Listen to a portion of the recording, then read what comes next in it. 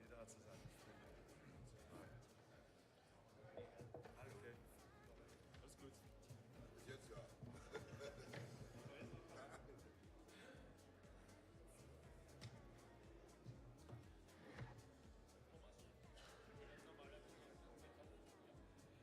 Achso, ich dachte das. Okay.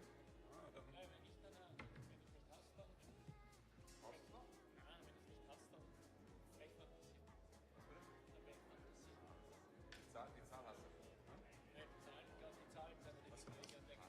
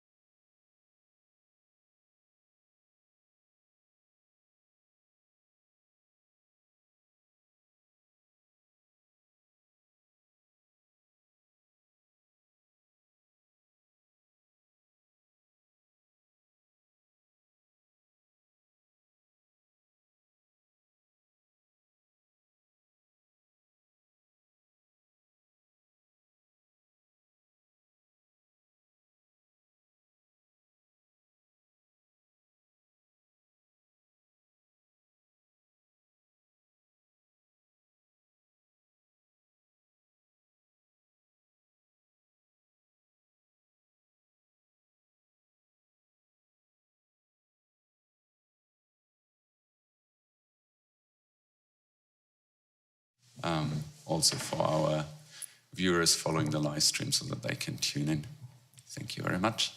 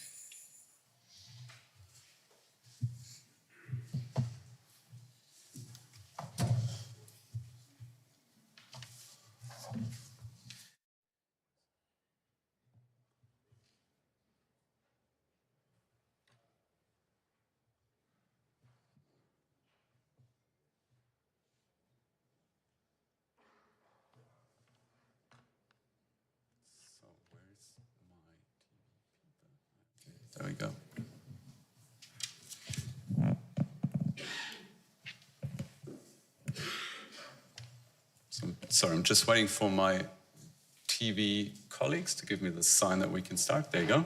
We're ready? Good, perfect. Thank you very much. So, ladies and gentlemen, welcome here to Cologne and welcome to the closing press conference of the Men's EHF Euro 2024.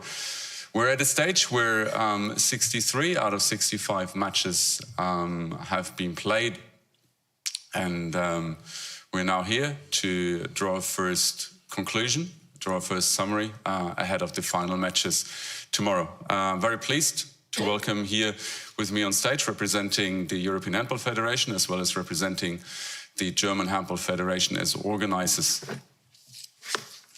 In the middle, representing the European Handball Federation, the president, Michael Widerer. To his right, representing the German Handball Federation, its president, Andreas Michelmann. To my immediate right, first vice president of the European Handball Federation, Pejar Boskovic. And on the very right, the CEO of the German Handball Federation, Mark Schober. And to his right, Martin Hausleitner, EHF Secretary General of the European Handball Federation. Ladies and gentlemen, before we start with the representatives' opening statements, let's have a quick look at some of the highlights of the tournament.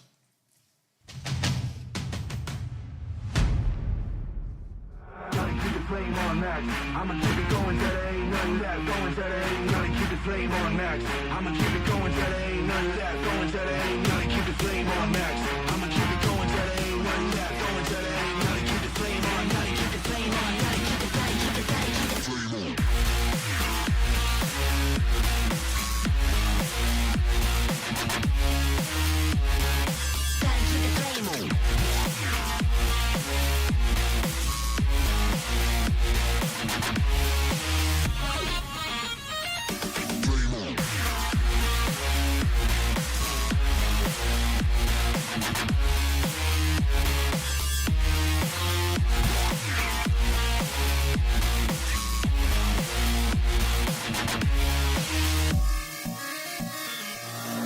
Flame on max. I'ma keep it going till there ain't none left. Going till there ain't none. Keep the flame on max. I'ma keep it going till there ain't none left. Going till there ain't none. Keep the flame on. Keep the flame on. Keep the flame on. Keep the flame. Keep the flame. Keep the flame on.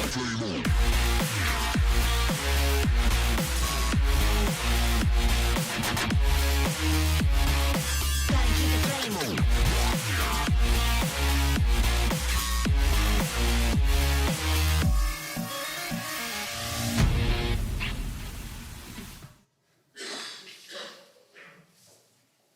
So, Michael, maybe the opportunity first to you, like looking at the pictures, looking at the memories that you have from the past days that we've played here in Germany. What is your summary? What is your conclusion of this tournament right now? Thank you, Thomas, for having the floor. Let me start with the opening press conference, and obviously, although so much happened in between and we have seen so many exciting matches, I would say right after the opening press conference is the closing press conference.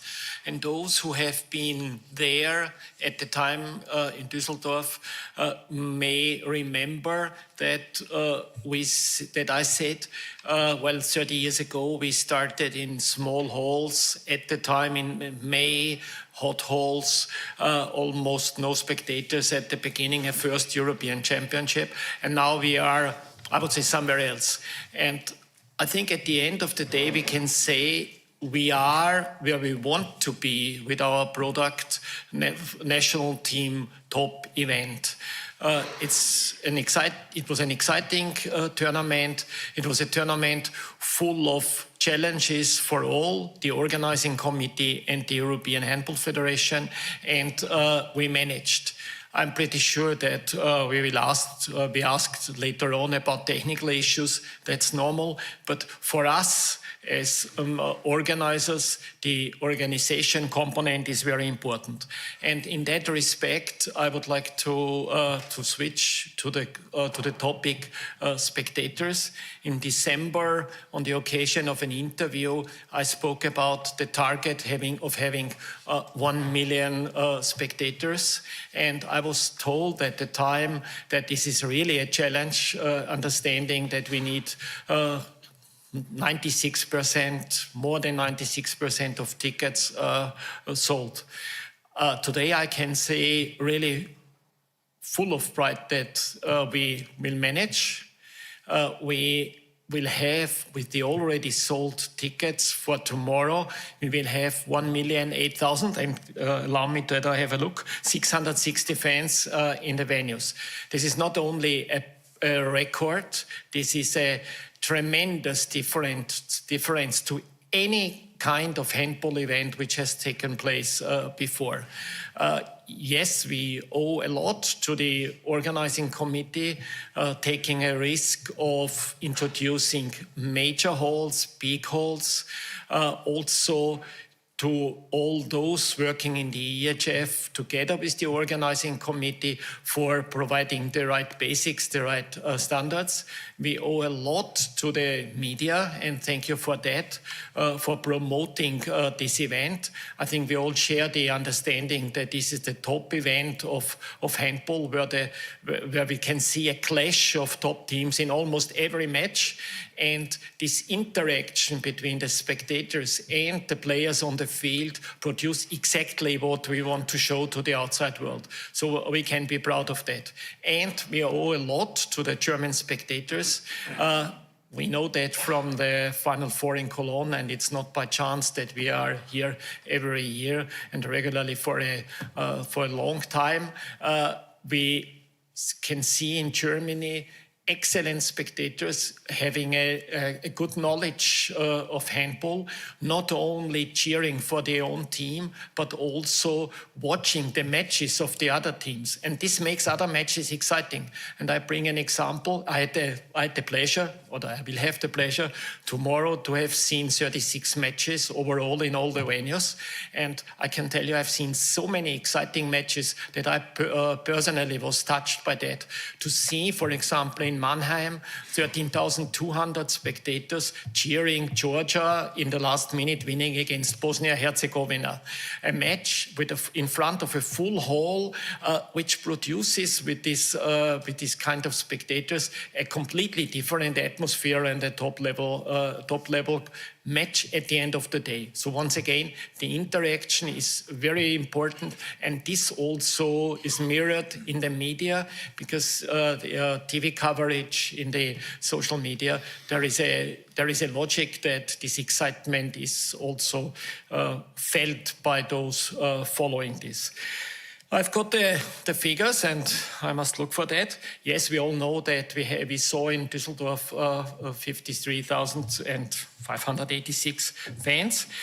In the preliminary round, there were more than 500,000 fans, 537,000 in the preliminary round, which means that we already succeeded previous European championships, where there was the record 500, and this was 98% of the tickets sold. It sounds a bit strange that I am presenting this. Normally it should be Mark, but it has to do with our approach to the whole story. And we have seen in the main rounds 94% occupancy, and at the end in the Lanxess Arena sold out all the matches. So once again, I would like to praise the organizing committee for having done this work, and you cannot praise yourself, so I have to do that. And at the same time, also the spectators for following. Not only the German spectators, I must say that we have seen the biggest crowd of foreign spectators visiting the matches wherever we played, in Munich, in Berlin, in Mannheim, and as well in Hamburg and in Cologne. The cooperation with the German Federation was excellent. I must say it was done on the level of my colleagues, Martin and his Euro department. But like always, if there are major stories, it comes to the sport political level, to the tournament management during the tournament. So we never had the feeling that there are challenges which we cannot manage. We found out what's the best for the tournament, and we succeeded. So many thanks from my side to the German Federation for this cooperation. Yes, we played in a country with big arenas and they were filled. And I said to my colleagues, maybe in the future, we as an EHF should give Germany a kind of wild card for another tournament on that level. And this is the end of my statement. And I'm, like always, I'm ready for any questions you may have. Thank you, Michael. Well, I hand straight over to Andreas Michelmann, President of the German Handball Federation. And maybe you can pick up on the wildcard possibility. Thank you, Thomas. Thank you, Michael. Dear ladies and gentlemen, dear representatives of national and international media, we planned this men's EHF EURO 2024 in Germany as a lighthouse event in our so-called Decade of Handball. It has become much more than this, because with altogether 65 matches, the finals will have to be played tomorrow. We built 65 lighthouse for our sport of handball. We started a wonderful story on January the 10th in Düsseldorf with the opening match in a football stadium on the world record attendance of 53,586 enthusiastic handball fans. This historic day for sport was followed by great matches and full arenas in Berlin, Mannheim, Munich, Hamburg and Cologne. Now we are looking at the showdown here in Cologne, the magnificent Cathedral of Handball. In January 2024, we created historical days for our sport. In Germany, this was the beginning of a special year of sports 2024, as we are looking forward to the European Championship of Football in Germany and the Olympic Games later in the summer. The EHF EURO 2024 sets the tone and inspires the whole society through sports. We are looking forward to continue this history as the Decade of Handball is still running. Thank you.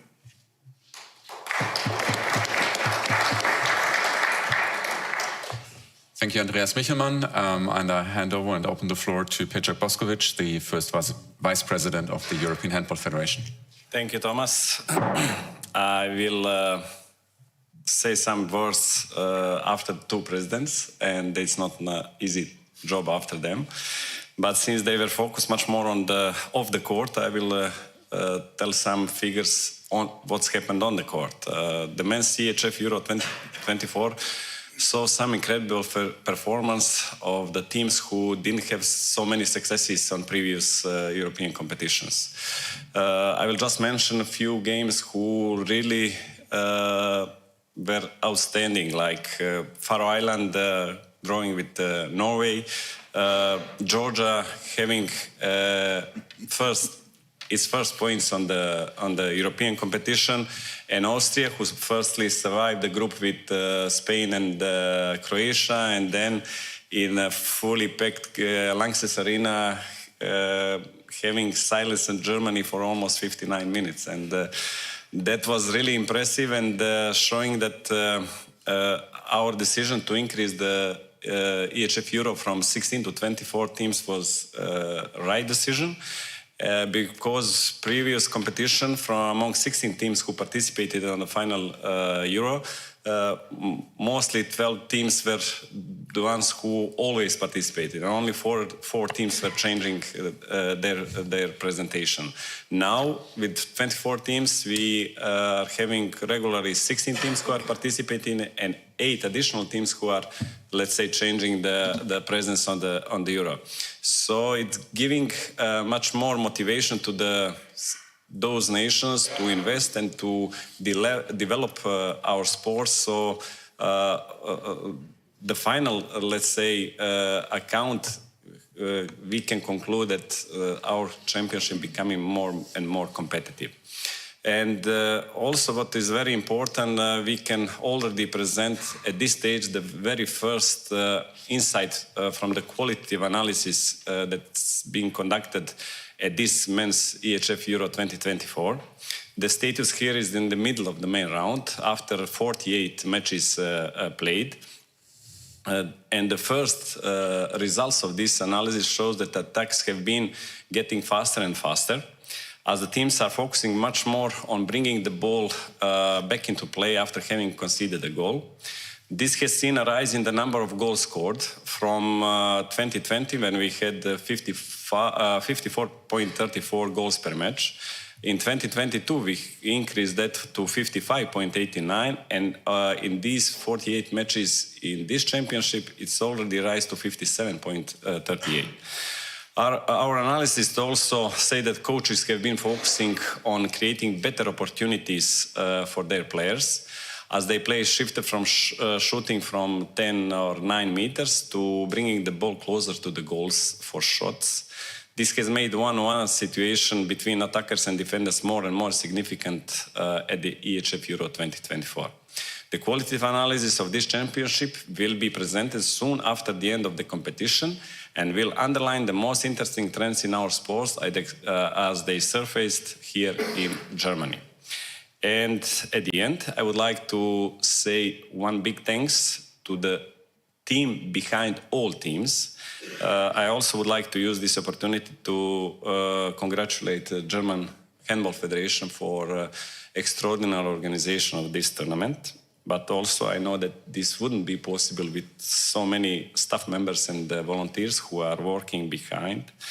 And I know that they spent so many effort and time to be everything smoothly without any problems. So at the end, once again, a big thanks to all the volunteers and the staff members who worked very hard that this championship being possible. Thank you very much once again.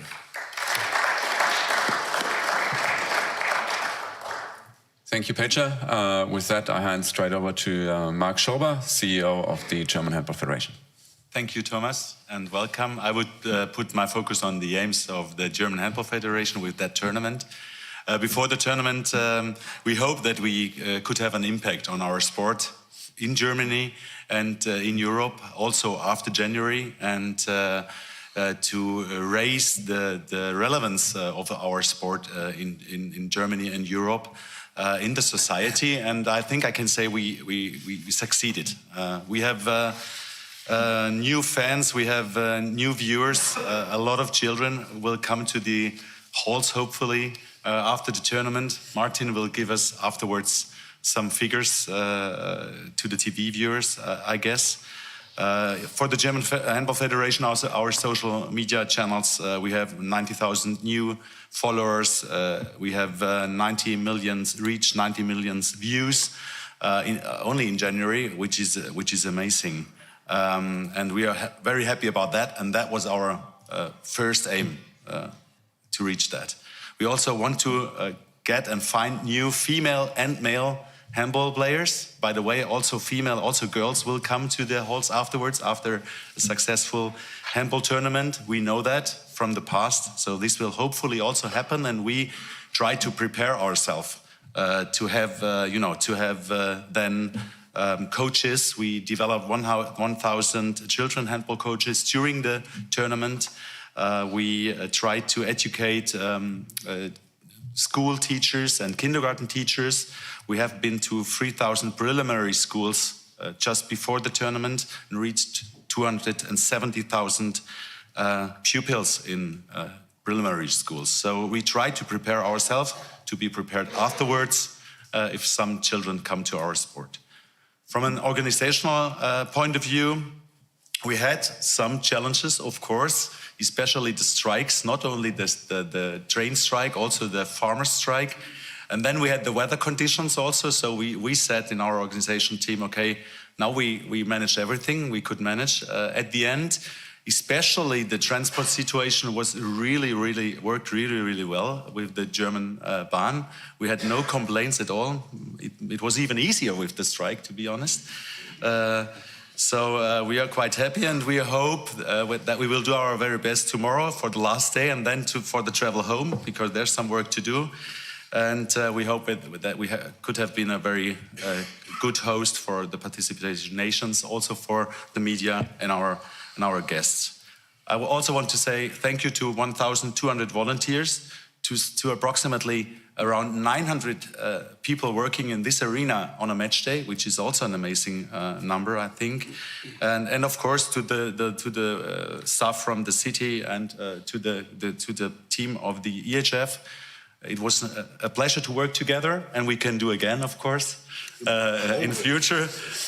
And I'm also very proud of our team beside the handball field. They made an extremely good job. Thank you very much.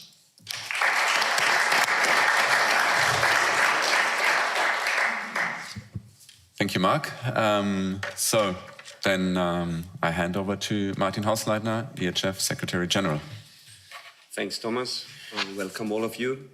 As Mark said, we defined our goals before the Euro in our 6-year project, and today we are proud to inform you that we reached all goals and even more. There was a lot told about the 1 million spectators, but it was defined, and our goal was to reach out to the international fans, and we are very proud that we see the highest number of international fans in this tournament. And just let me remind you about the 5,000 fans from Faroe Island creating an unbelievable atmosphere in Berlin, or the 9,000 Danish fans in Hamburg, or the 5,000 fans from Iceland in Munich, or fans from Czechia and Poland also were here in a very high number. We would like to thank on this occasion our partner CTS event team who cooperated together with the German Handball Federation and the European Handball Federation, shared the tasks on the international and the national market. Coming to the TV figures, Mark led me the topic that we reached 10 million spectators on yesterday's game. To be honest, it was 9.98, but let's say it's 10 million. And we reached, on average, 7 million people for the German games here in the German market, but also our core markets in Scandinavia worked out perfectly, reaching market shares up to 60%. We got a new TV market with the success of the Austrian team. The Austrian team saw the Austrian Handball Federation can be proud of the game seen by 570,000 spectators. This is the handball game with the most spectators ever on Austrian TV. And we have crazy market shares in our smaller markets, for example. In Faroe, not a big surprise, but 5,000 spectators have been here and the rest has been watching. 90% of the Faroe population watched the games of their team. A success story, also our digital approach to present the Euro on our digital channels. We had more, on a high level, we have more than 100,000 new users on our 20 channels, social media channels. We introduced the match predictor and the player of the match vote through our app, led to 50,000 downloads, and in the vote, for me very interesting, more than 10,000 people took part on an average. One game more, one game less, but 11,000 fans took part in the player of the match vote and in the match predictor. Our innovation we provided was the live audio descriptions for blind and visually disabled people, which was accepted in 20, which was done in 20 matches.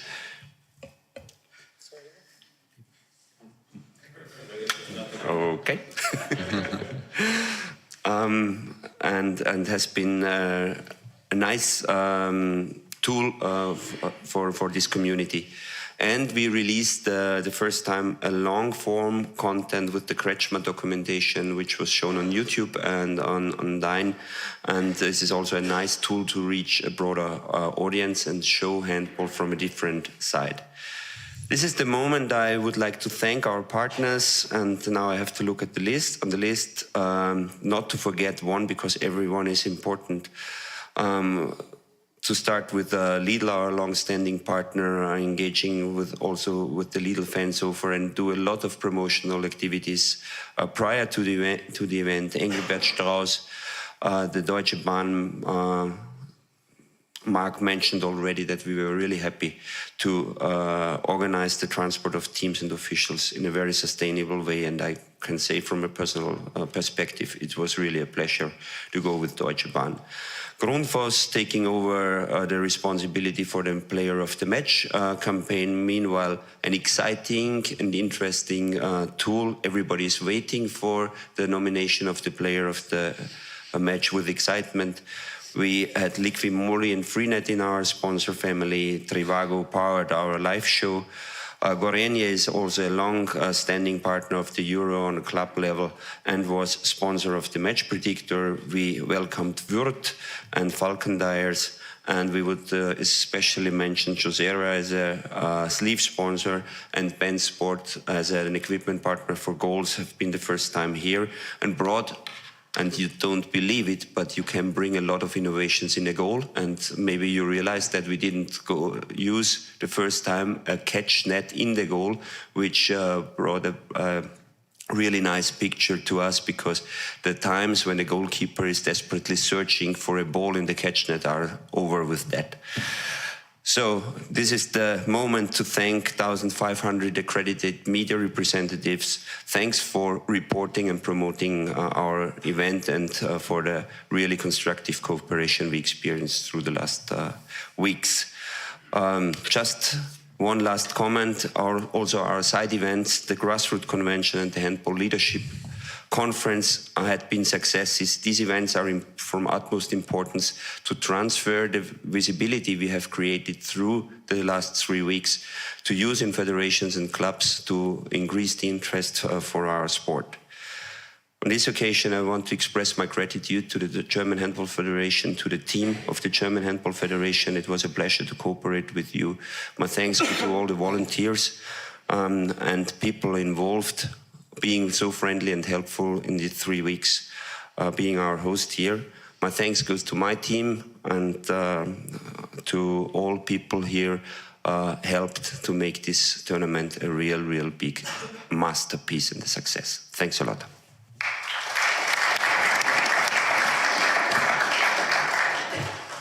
Thank you very much. Thank you very much, Martin. I also just would like to use the opportunity here to, first of all, thank Martin mentioned the number. We had more than 1,500 accredited journalists here at this championship. I want to thank each and every one for his and her work done. I think the picture of European handball that was conveyed to the outside world over the past 2.5 weeks was tremendous and incredible. I would also like to take the quick opportunity to thank my team and the people behind me and the people who managed to convey this picture of European handball on the European Handball Federation's channels. Thank you very much. And with that, I open the floor to questions. We've got microphones left and right. We've got a lot of people here in the room. So if you do have a question, please raise your hand and we'll bring the microphone to you. Okay, we start here on the right-hand side and then go over to the left.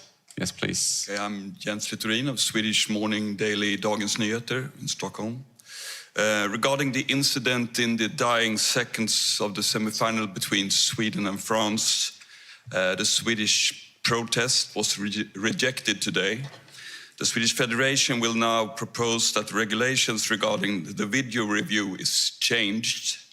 I wonder what measures the EHF will take to help the referees take the right decisions and to safeguard the fair play of the sport of handball. Yeah. First of all, can you please raise your hand, because I want to see at least a face. Thank you very much. So thank you for this question. It's a good question, and I think that it was to be expected, because it's brand fresh, and it was a dramatic situation anyway yesterday evening. To see it a bit more general before giving a precise answer, we have seen 3 situations during these tournaments which fall, I would say, under this part of our technical part of our game concerning refereeing. One was about a goal not given, where the referees missed the chance to use the video. The second was in this match Denmark-Sweden, where finally the outcome was not changed by that. And the third one was yesterday, and you may have realized that we fully transparently communicated about all that, except yesterday evening, because it was a legal case, so we were not even entitled to give a statement. And I'm going to answer. Maybe I'm the only one here on the one hand with having passed the refereeing test, so I can talk to the referees, they allow me this. But on the other hand, Martin as well, okay, sorry.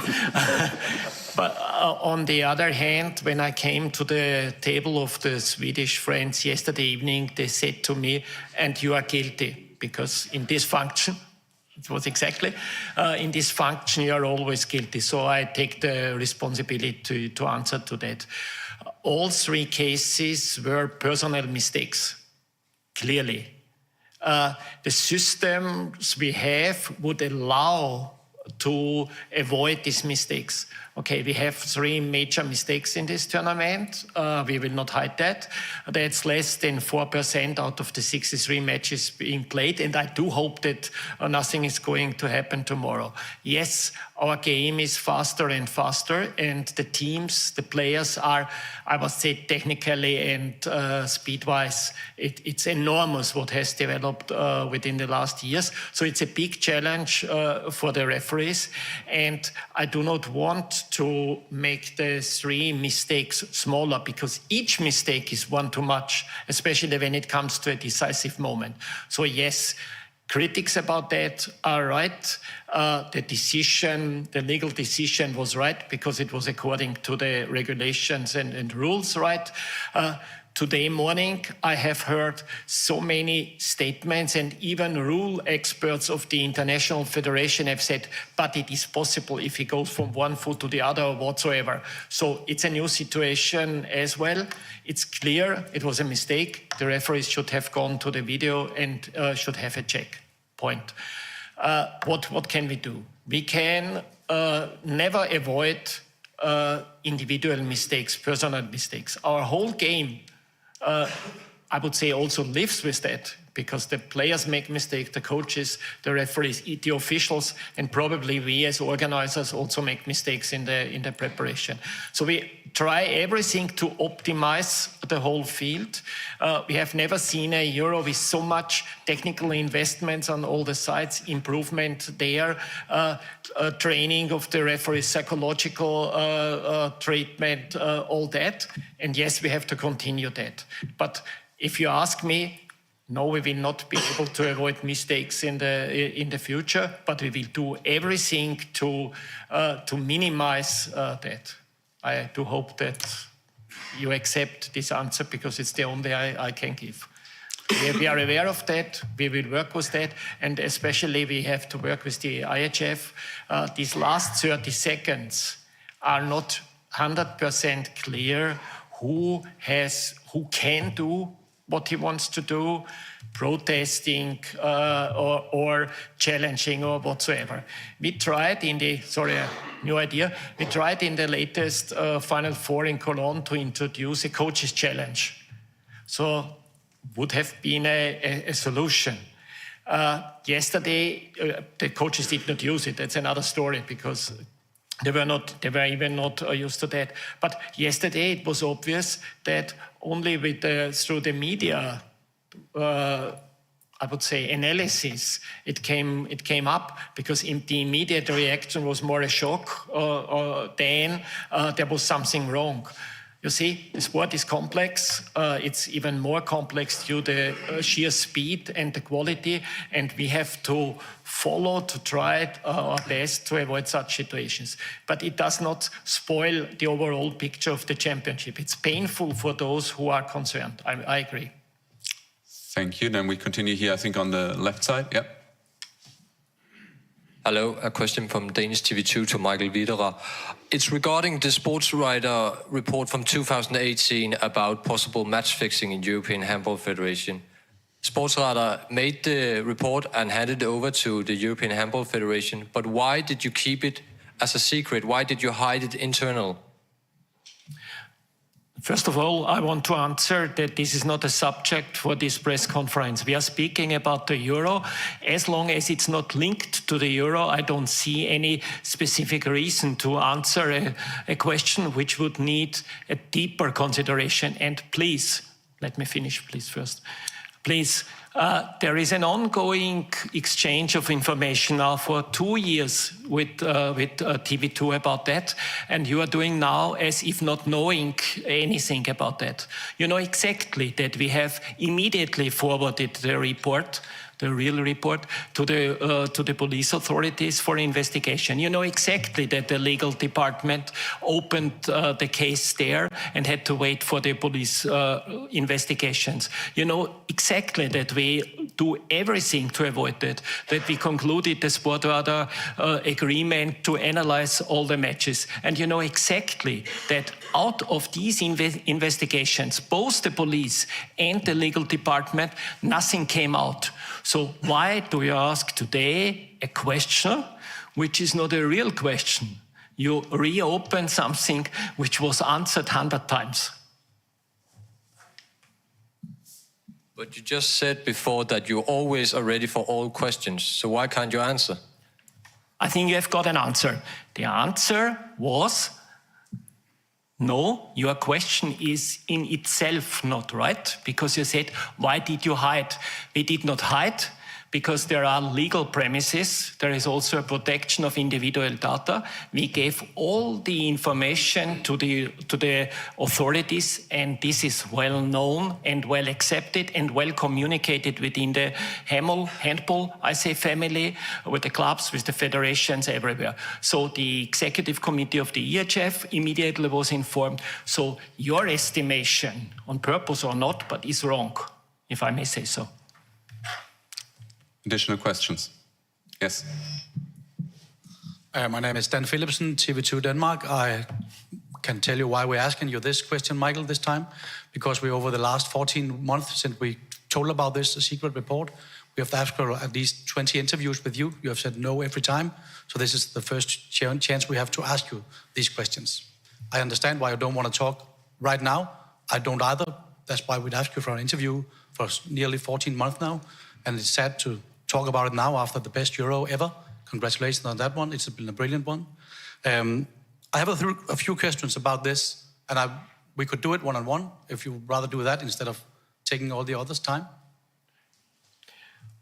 You know, and you talked to my colleague about that, and I think that everybody here from the media can confirm that for more than 30 years I'm used to give interviews to all kinds of questions, sometimes pleasant ones, sometimes critical ones. That's part of our business. You have the responsibility you have within your job, and we have the responsibility also to do our job and to answer to these questions.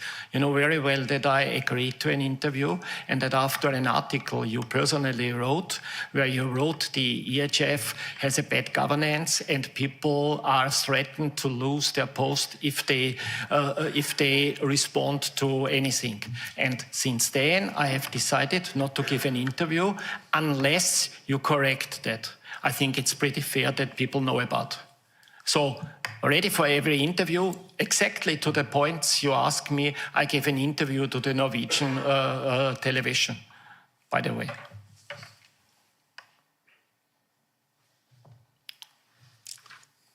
Thank you. So if there are no additional... Yes, please. Hello, Fabian Schiller from German media, Die Zeit. Question to both of the German representatives. You mentioned the strikes. You also were very happy to have the German Chancellor in the hall. But there were also huge demonstrations going on in these days in Germany. And you also mentioned the European tournament in the summer, the football tournament. And the director there, Philipp Lahm, he's trying to have an approach where he's telling a story about society and politics, and I wonder what is your stance on that? Which story did you want to tell, and did you succeed?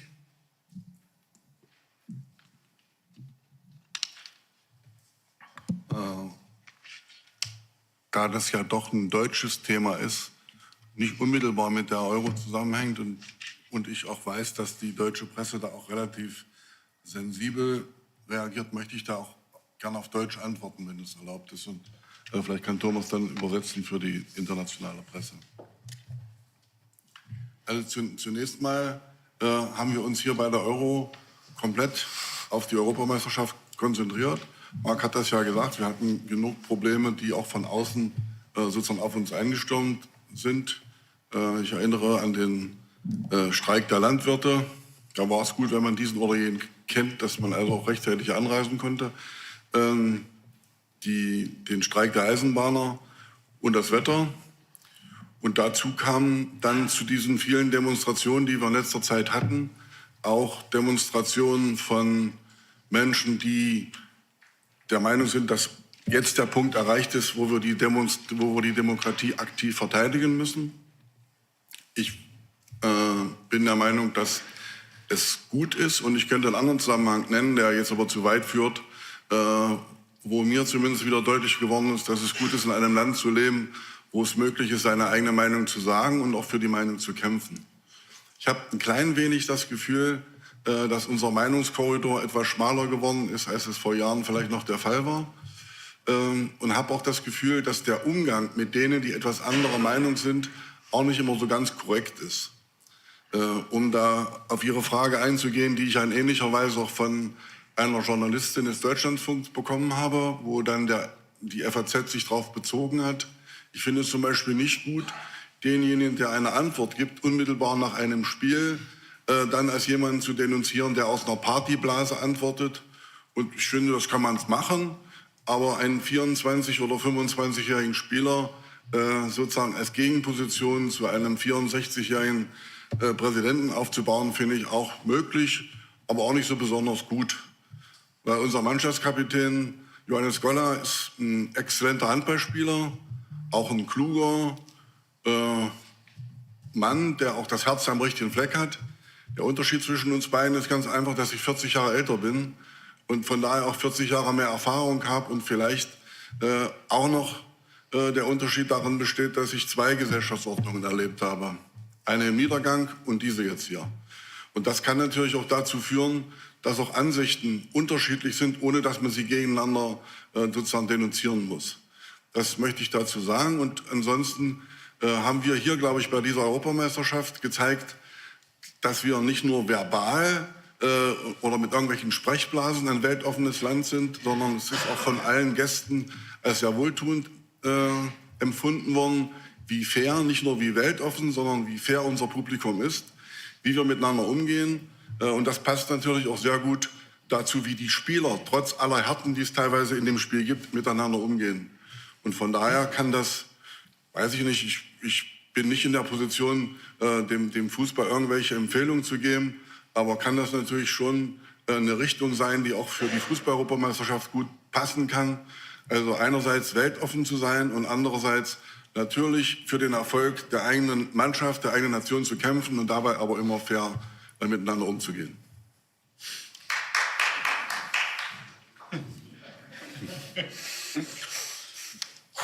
Easy enough. All right. just don't try. Okay. I'll try. I'll really try, and I take all criticism that this is really going to be an abbreviated summary of what Andreas Michelmann just said. Of course, over the past 3 weeks, there was a complete focus on this European Championships, despite the issues that the organization faced. You know the strikes, train drivers strike, the German farmers protest.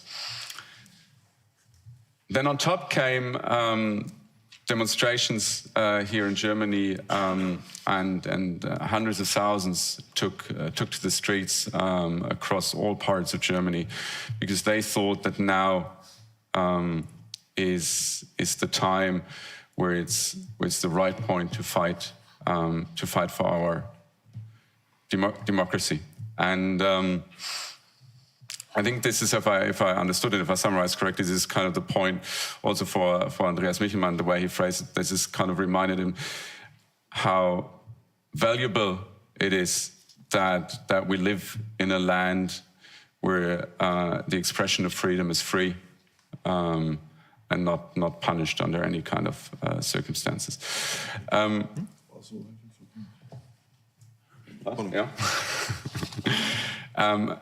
However, he's of the opinion that kind of the corridor of opinions that gets accepted becomes smaller, and very often, you know,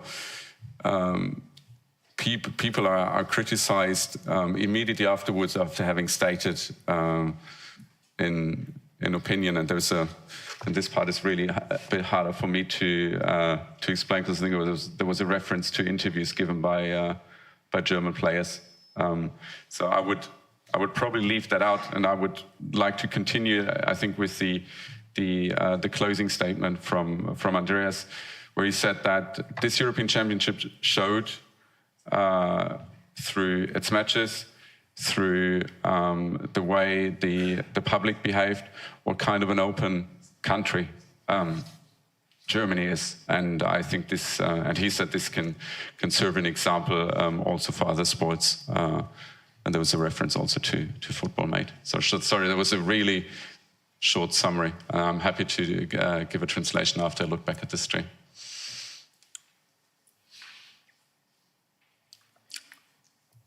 Yes, one last question there at the back. Yes, one last question from Jan Hilwein from L'Équipe, the French newspaper.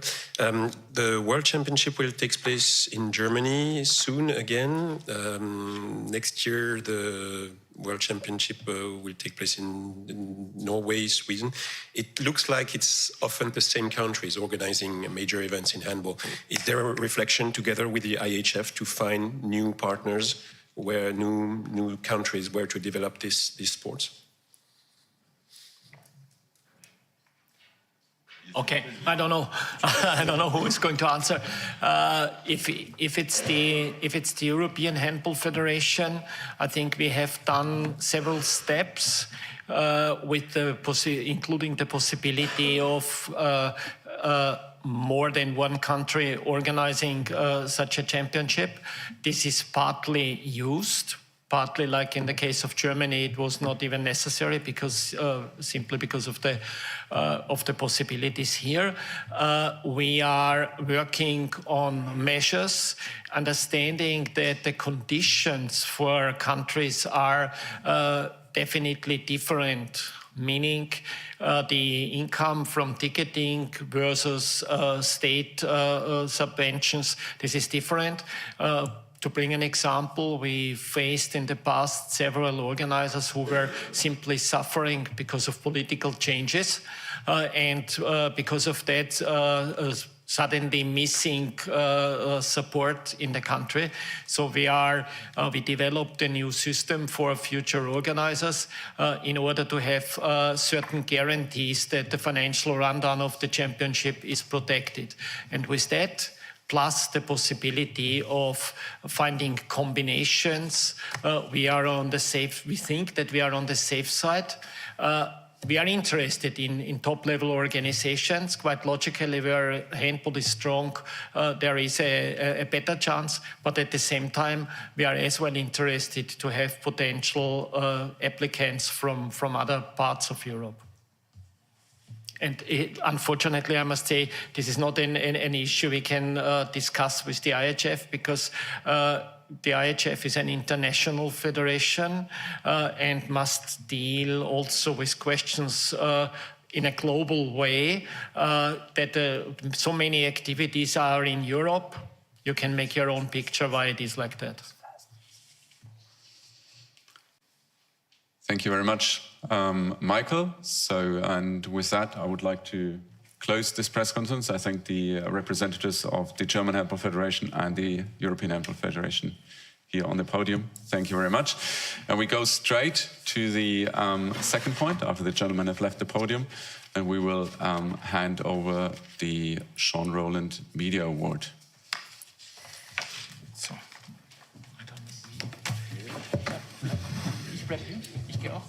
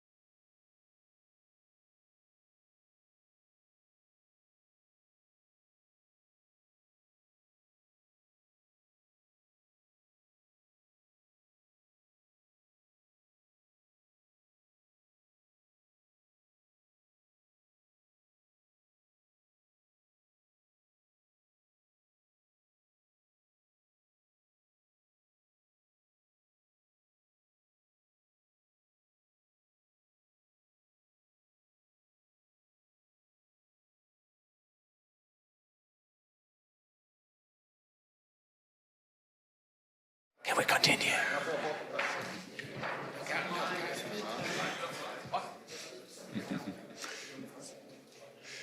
So, ladies and gentlemen, as I said, we continue straight away with the handover of the Sean Rowland Media Award. For those who do not know, Sean Rowland was the first head of communications for the European Handball Federation. She was the sister of my predecessor in this role as Director of Media and Communications, and she tragically passed away in 2008. The European Handball Federation then decided that at every men's European Championship, an award in her name would be handed over to esteemed journalists who've been covering this sport for a long time and have brought the picture of this sport to the outside world. We've been handing awards over consecutively since 2010. There was a small break 2 years ago in 2022 due to Corona. This is why we'll be handing out in total 3 awards today. And I have the EHF president here on my side to assist me. For the first award goes to a person, I think she grew up as a daughter of a Bundesliga handball player in Germany.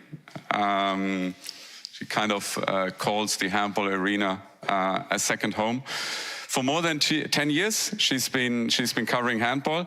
She is, in particular, a strong love for beach handball, and I think this is also where we met the first time. I don't remember whether we met in 2013 in Randers or whether it was 2 years later at the very famous beach handball European Championship in Lorette de Mar. But I would like to welcome here on stage to hand over the Sean Rowland Award, Julia Nicolait.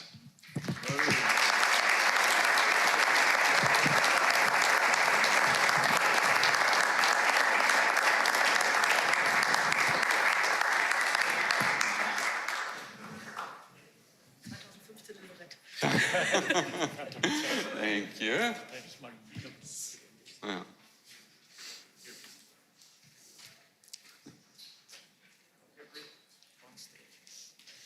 So the award consists of the certificate, and it consists of the plush Cathedral of Cologne. It's a present that you may have noticed that the players of the match receive here after every match. So as the journalist from a media point of view, obviously our players of the match, we decided they receive it as well. Thank you.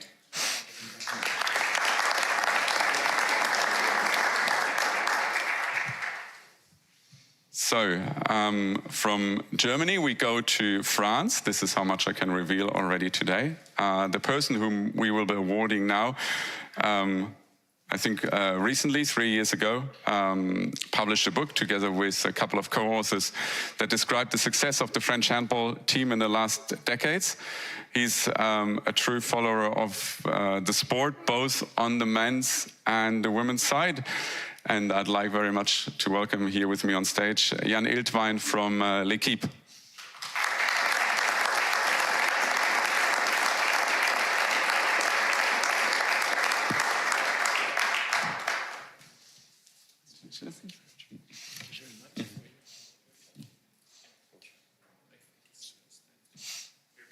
Yeah, here with the plush cathedral.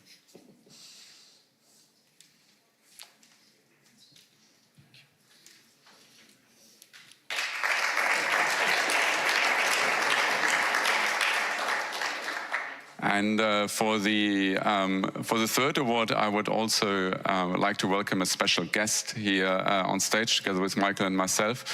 Chris Rowland, the mother of Sean, joins us today. Welcome, Chris.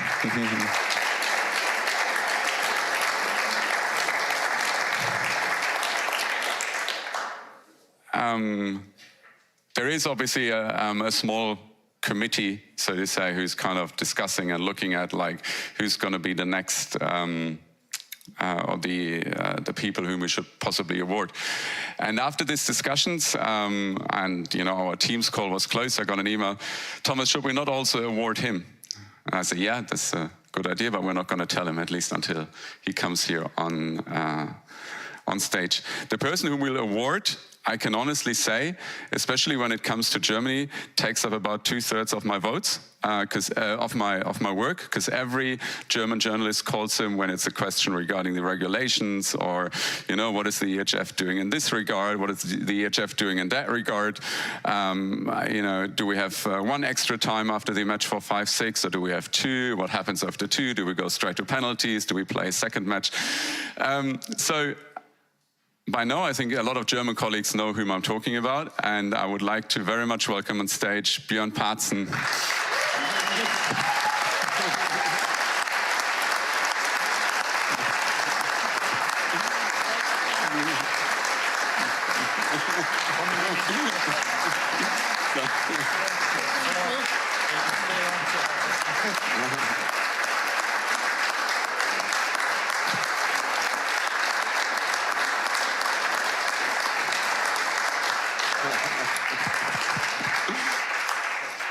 Thank you very much, Björn. Thank you. Good surprise.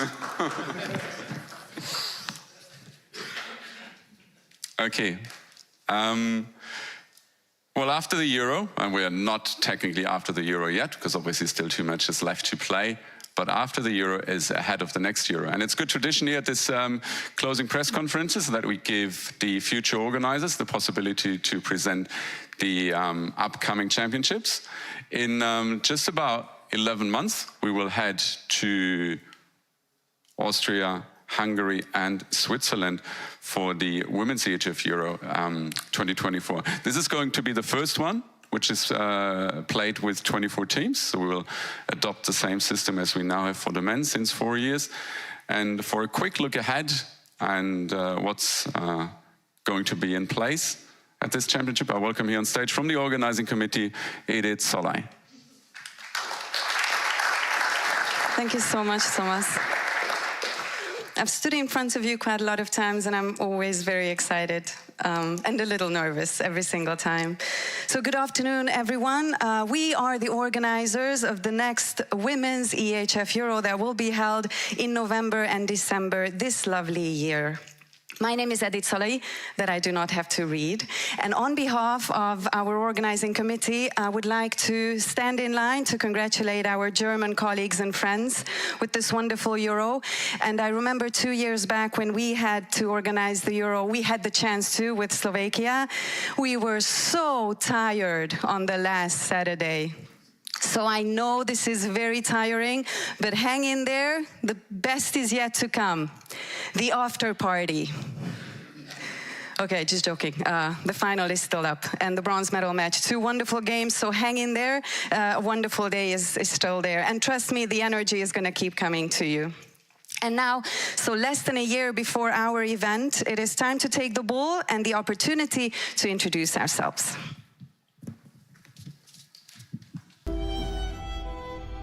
3 unique countries, linked by majestic mountain ranges and mighty rivers.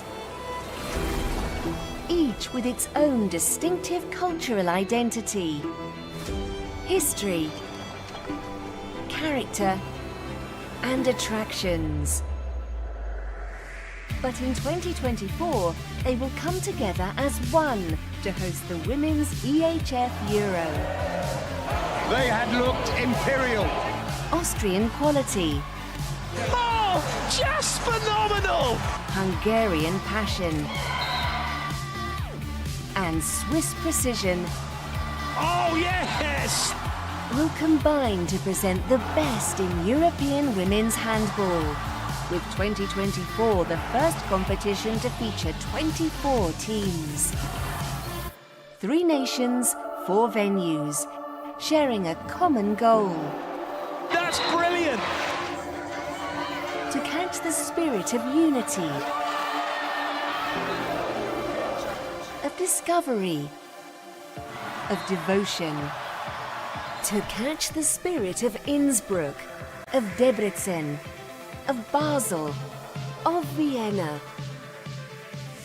To catch the spirit of teamwork, of achievement, of handball. Are you kidding me? Women's EHF Euro 2024. As you may know, during the next Women's EHF Euro, we will connect 4 cities in 3 countries. Vienna and Innsbruck in Austria, Debrecen in Hungary, and Basel in the lovely Switzerland.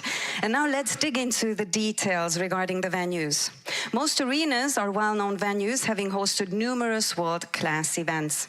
First of all, Wiener Stadthalle in Vienna. With over 300 events and around 1 million visitors each year, Wiener Stadthalle is Austria's largest event center and one of Europe's top 10 arenas. Built according to a design by star architect Roland Reiner and opened in 1958, Wiener Stadthalle, with its capacity of 10,000, has been hosting events of all kinds for over 60 years, building up a wealth of expertise in the process. Wiener Stadthalle will be the home of the main round 2 and the long-awaited part of the Euro, the final weekend. Then we have Innsbruck with Olympiahalle.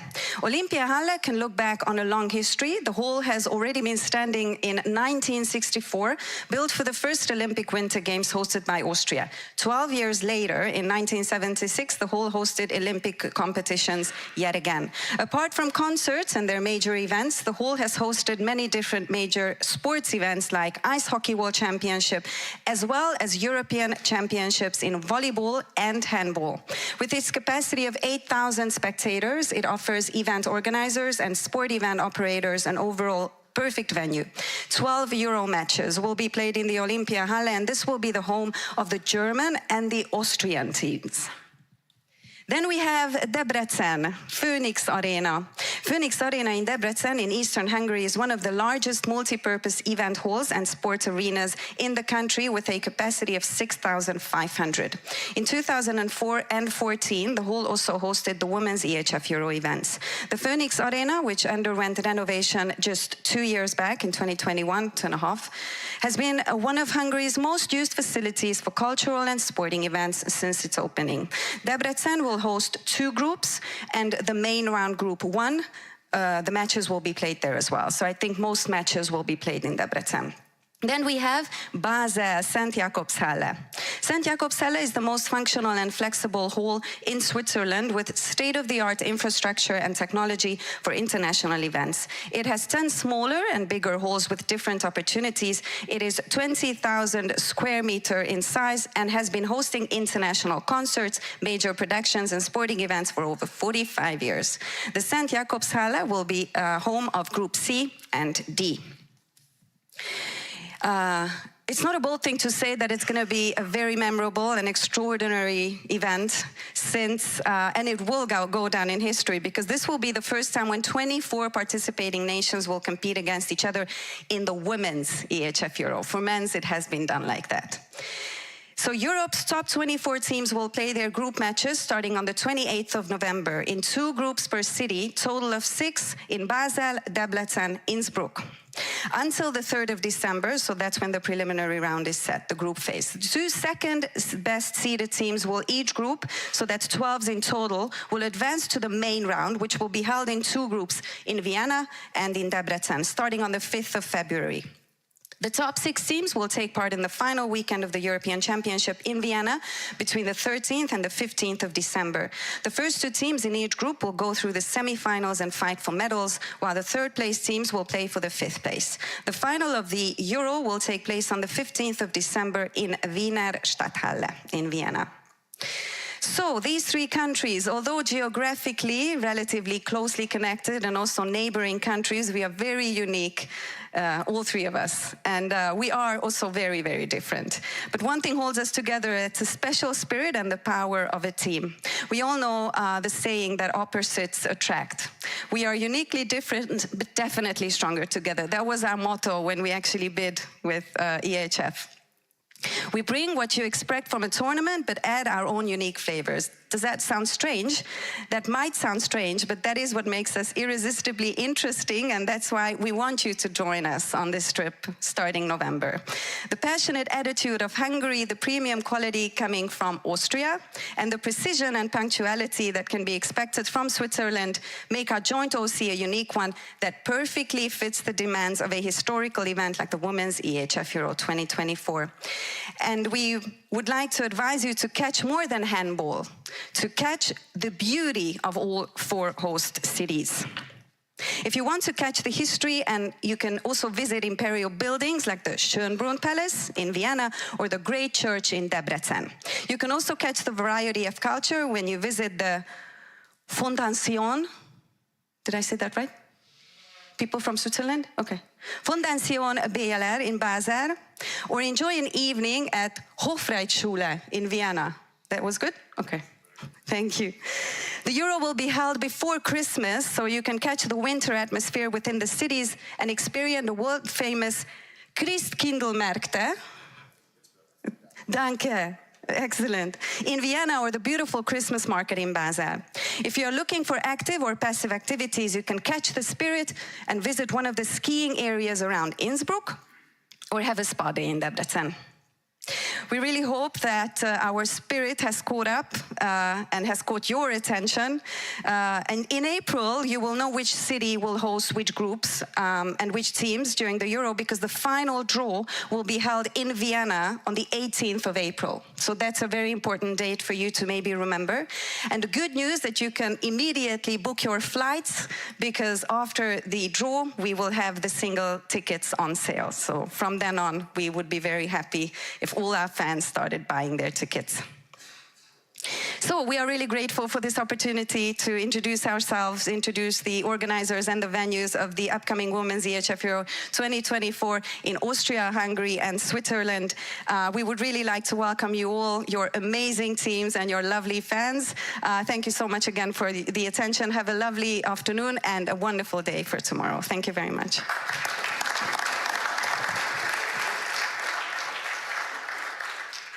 Thank you, Edith. So from 2024, we move swiftly to the next Men's EHF Euro, the Men's EHF Euro 2026 in Denmark, Sweden, and Norway. And for a look out to these championships, I would like to welcome here together with me, Anita Christiansen and Tobias Freiforus, the event managers from Denmark and Sweden.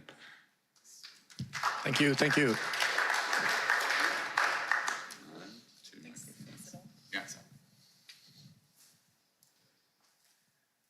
So,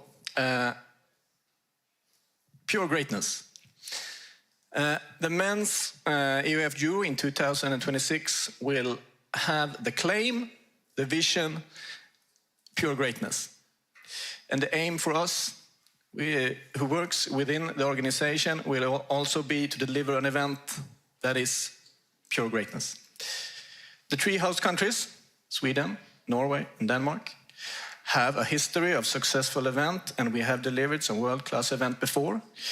And now our ambition is to deliver an event that is pure greatness. And what do we mean by that? What we know for sure is that we're going to see some world-class handball on the field of play. What we also know is that we're going to see some glimpses and some moments of pure greatness from the players. You know, that fantastic shot or that specific save or that kind of tactical genius in the last minute timeout.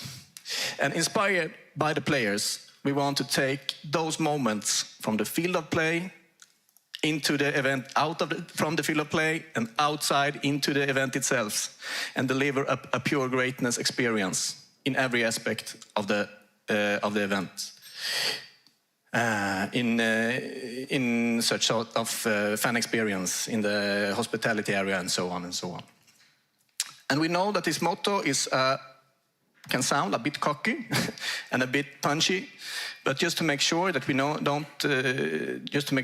don't sound too nonchalant and arrogant, we want to communicate that by a tone of voice that will be more creative and more kind of playfulness. So I have some examples, and you can see just how we will try to communicate this pure greatness, where we combine the pure greatness from the players with a more kind of playful and creative typography and coloring. So hopefully we're going to deliver an event that is pure greatness in 2026. That was a short brief of the concept, and I now leave the floor to you, Anita. Thank you. Well, as already mentioned, Denmark, Sweden and Norway will go together for the first time to host a EHF EURO event, and we are really looking forward to it. Sorry. I will just take you through the different host cities on the next slides. In Norway, we will have 2 preliminary rounds, groups C and D, both playing in Oslo. In Sweden, we will have 2 preliminary rounds as well. Group E will play in Malmö Arena in Malmö, which will also host one of the main rounds. And in Kristianstad, we will have the Group F for the preliminary round. In Denmark, Herning will host 2 preliminary rounds as well, Groups A and B. It will also host the main round and the final round, including 2 semifinals and the final. So the road to gold is here from January 15th to 21st. We will have the preliminary rounds. The 2 groups playing in Herning will stay in Herning for the main round. The 2 groups playing in Sweden for the preliminary rounds will stay in Malmö. Kristianstad will go to Malmö. The 2 groups from Oslo will split.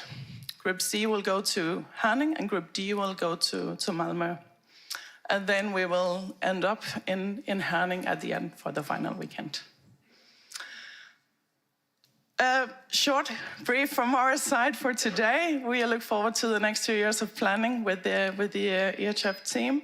And finally, to see you all in Scandinavia in January 26 for, hopefully, pure greatness. Thanks.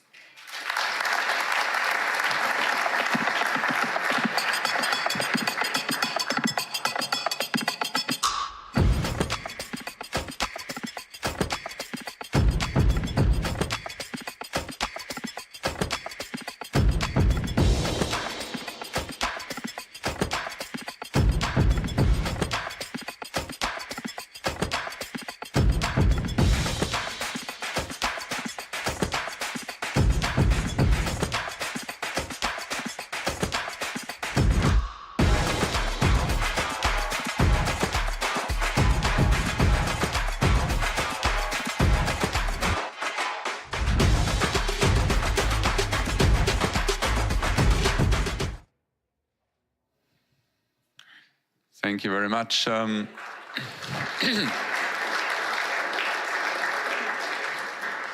Thank you very much, Anita. Thank you very much, Tobias. So most certainly a lot to look forward to, and also to make it official that after Germany, we're going to Denmark, Sweden and Norway. I would now like to welcome here on stage with me the president of the German Handball Federation and Michael Widerer, president of the EHF, as well as the presidents of Denmark, Sweden and Norway for the official flag handover.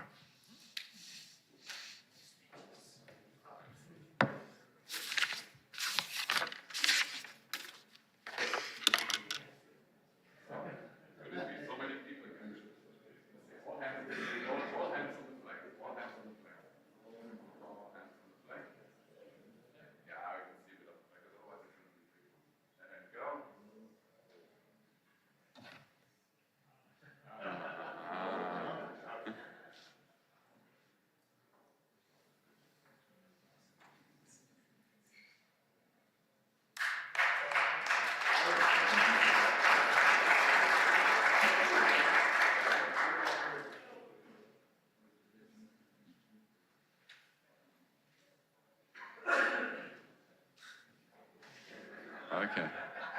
So, most important, the flag now goes to Norway. I think that was the most important question. Okay, ladies and gentlemen, we enter the... 1, 2, 1, 2. Ah, there we go. That's much better. Ladies and gentlemen, we enter the last point of today's closing press conference rundown. And in just a few moments, we will have the draw for the playoffs of the upcoming 2025 Men's World Championship. We have 6 European teams already qualified. There are 11 spots up for grabs still for Europe. And we will see what matches we will have in order to decide these spots. For this, we will need to clear the stage behind me a bit, so we go into a break of about 5 minutes. I ask everyone here not to leave the room because we will continue immediately as soon as the setup has changed. For everyone following the draw, please stay tuned. About 5-minute break. Thank you.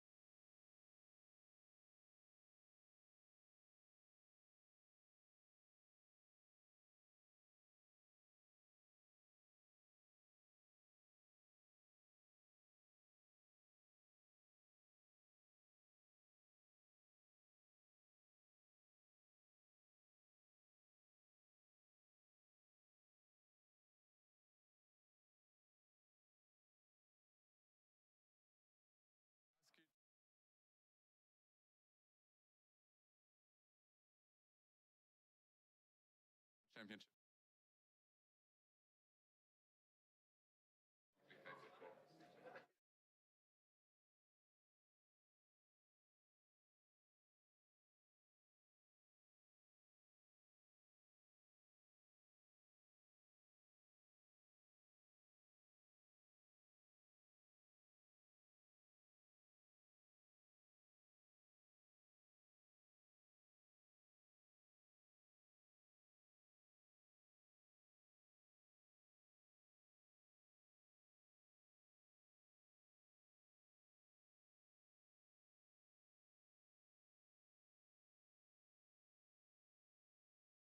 To take their place here, then please take your seats, and then we will continue in just about 2 minutes.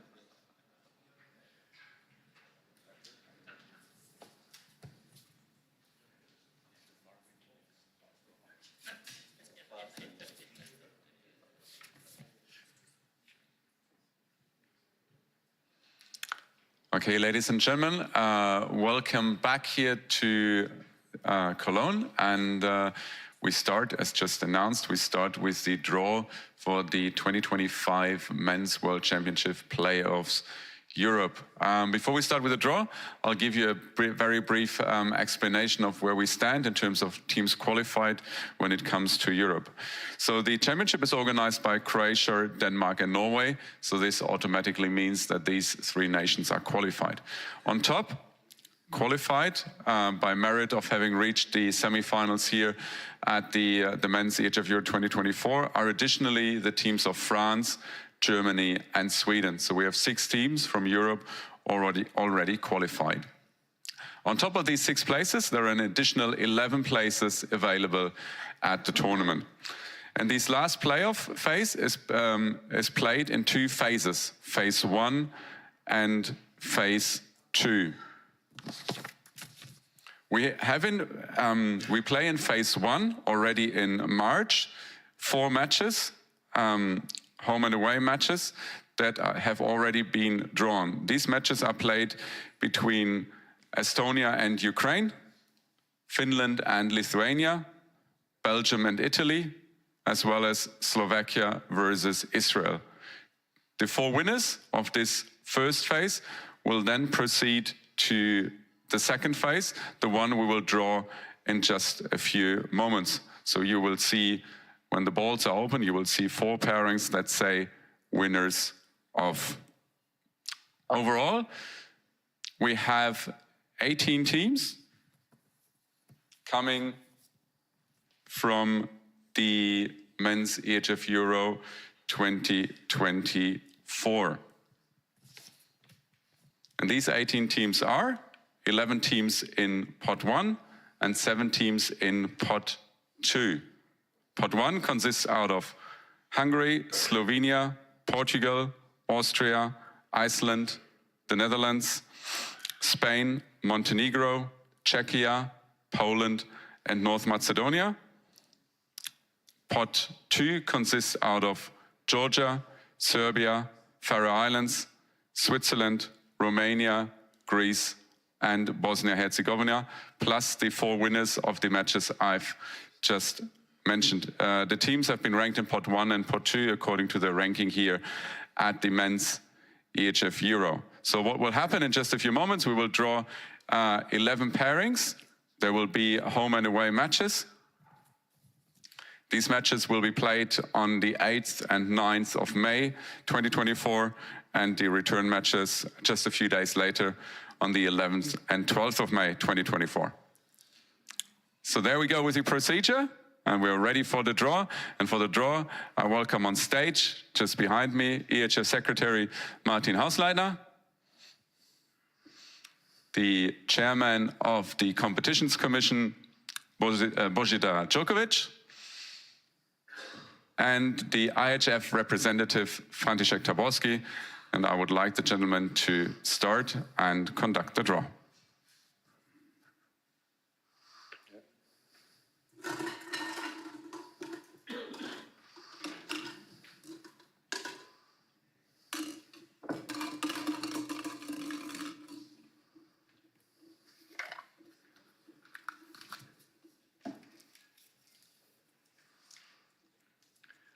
Winner of Finland versus Lithuania.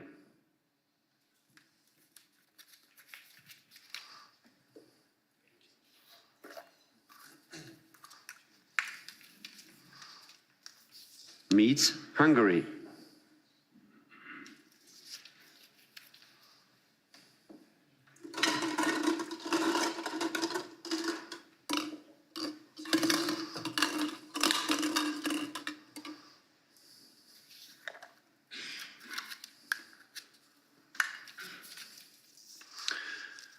Winner of Belgium versus Italy.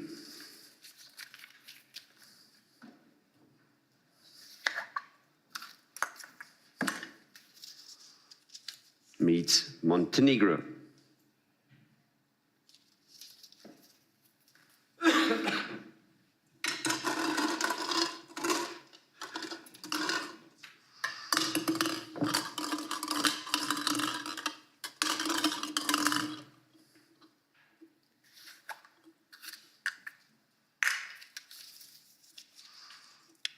Greece.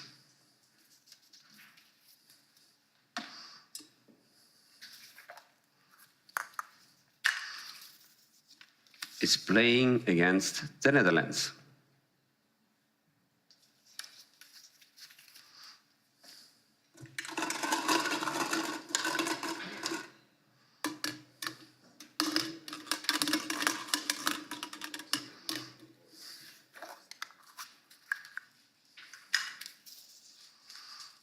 Romania.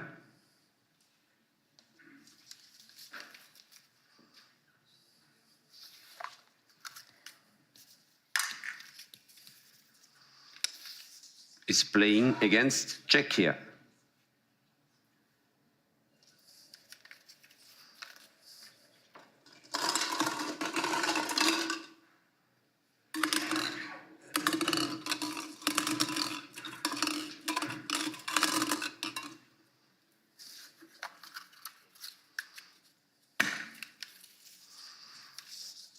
Spain.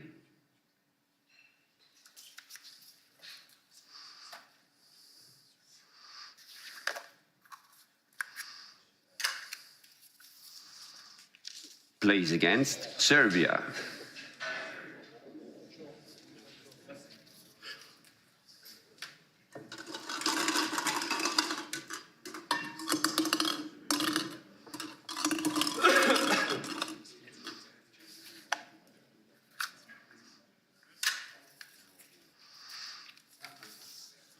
Faroe Island.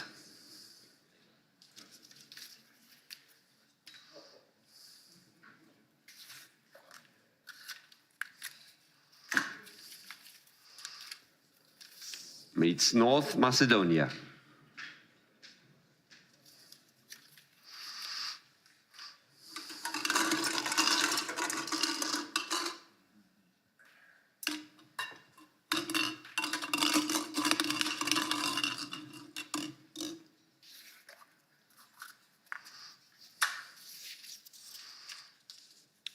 Slovenia.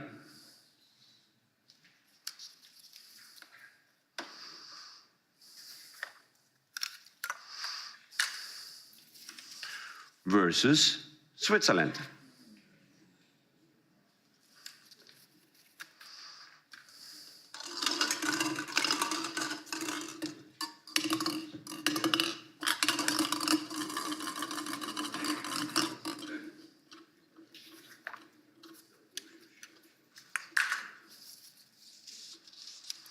Portugal.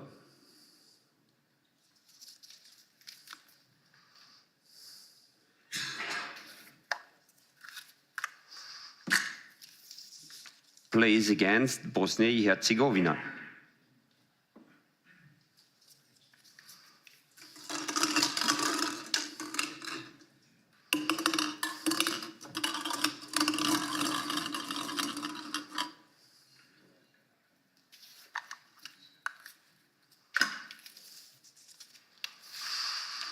Iceland.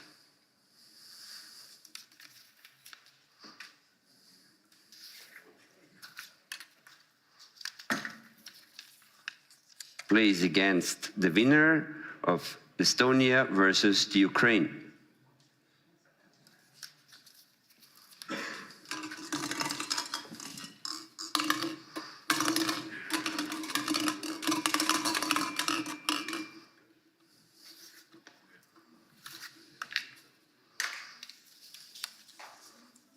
Poland.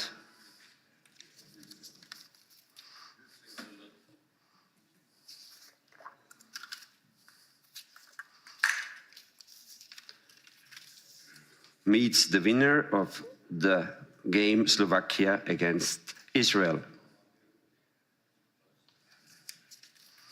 And finally,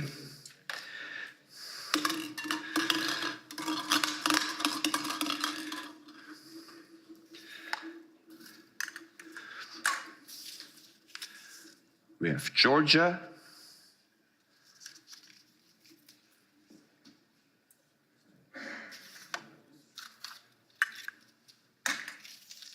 who is playing against Austria.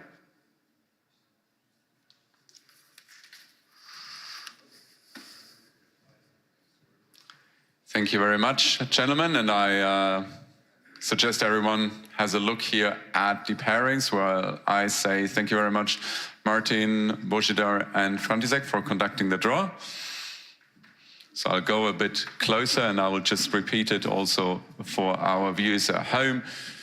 I think we can actually see this so that probably everyone is watching it. So 11 pairings, as I said. First leg is going to be played on the 8th and the 9th of May 2024. The return leg then on the 11th and the 12th of May 2024. I would like to take the opportunity now to thank everyone who's been following the draw and this closing press conference. I wish you a fantastic rest of the day. I hope you'll all be here at Lanxess Arena tomorrow following the finals of the Men's EHF Euro 2024 in Germany. From my side, it's a thank you and goodbye.